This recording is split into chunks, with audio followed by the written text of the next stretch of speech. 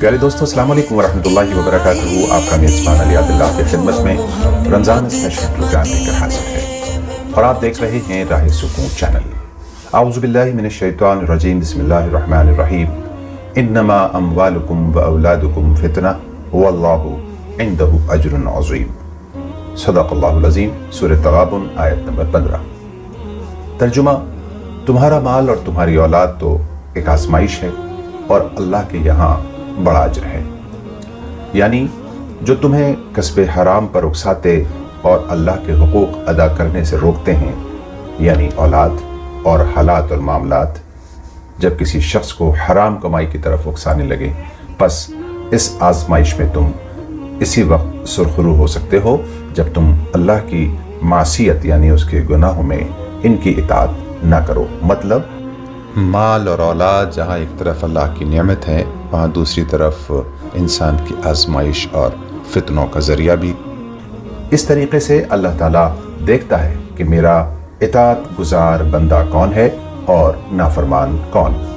यानी उस शख्स के लिए जो माल और औलाद की मोहब्बत के मुकाबले में अल्लाह की इताअत को तरजीह देता है और उसकी मासियत और गुनाहों से इज्तनाब करता है और बचता है, वही कामयाब है और इन सब का अजर अल्लाह के यहाँ बेहतरीन है।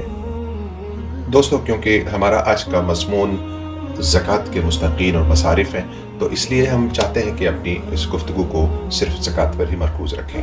कुरान करीम में सूरह तौबा आयत नंबर 60 में 8 मसारिफ़ ऐसे ज़िक्र किए गए हैं जो आपकी खिदमत में हम पेश करना चाहते हैं। जैसे हम ज़कात किन लोगों को दें, कुरान उनको बताता है। वो कहता है कि फ़ुक़रा में ज़कात दिया जाए, मसाकीन को ज़कात दी जाए, आमिलीन ज़कात यानी ज़कात इकट्ठी करने पर जो लोग और जो स्टाफ मामूर होता है, उस अमले के वज़ाइफ और उनकी तनख्वाह की मद में ज़कात दी जा सकती है।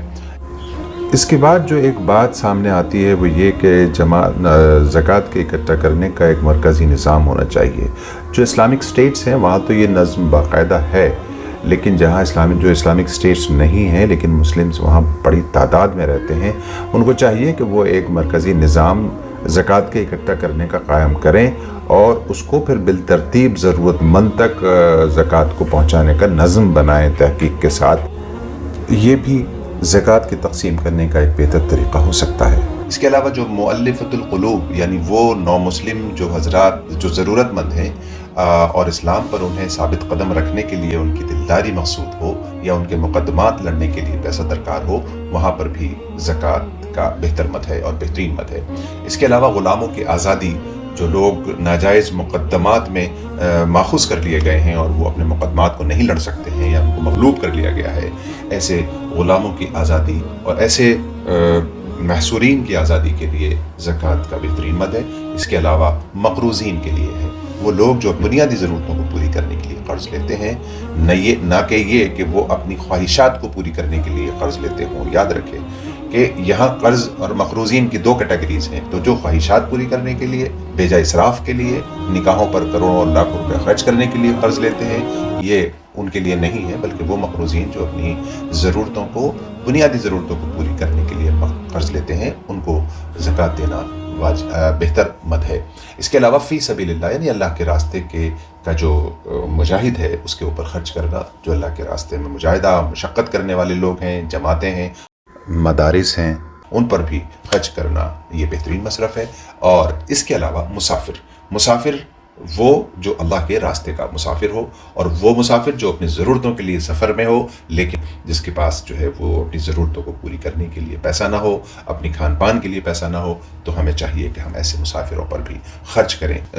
काफ़िला जिनका लुट गया हो, जिनकी पॉकेट कट गई हो, जिनका पर्स छिन गया हो, तहक़ीक़ करने के बाद उनको ज़कात देना ये भी बेहतरीन मद है। एक अलमिया ये है दोस्तों कि एक फ़ैशन बन गया है कि ज़कात भी और खैरात और सदक़ात भी उन लोगों को देते हैं जहाँ से हमें जो है वो वोट सपोर्ट की उम्मीद होती है। यह नोट वोट सपोर्ट की जो एक लालच दिल में आ जाता है। मुझे बहुत अफसोस हुआ, एक साहब से मिला तो उन्होंने बाकायदा तरीके से कहा, भैया मैं तो उनको देता हूँ ज़कात जहाँ से मुझे वोट मिलने की उम्मीद होती है, क्योंकि वो ज़रूरतमंद भी हैं اور میں بجائے چناؤ کے دوران خرچ کرنے کے پہلے ہی ان کو دے دیتا ہوں تاکہ وہ میرے زیر احسان رہیں اور مجھے ووٹ دے دیں۔ مومن کی جو نیت ہے وہ اس کے عمل سے افضل ہے، چنانچہ ضرورت اس بات کی ہے کہ جب بھی ہم کوئی نیک عمل کریں تو اس میں 100% اخلاص ہو، یعنی صرف اللہ ہی کے لیے وہ عمل ہو۔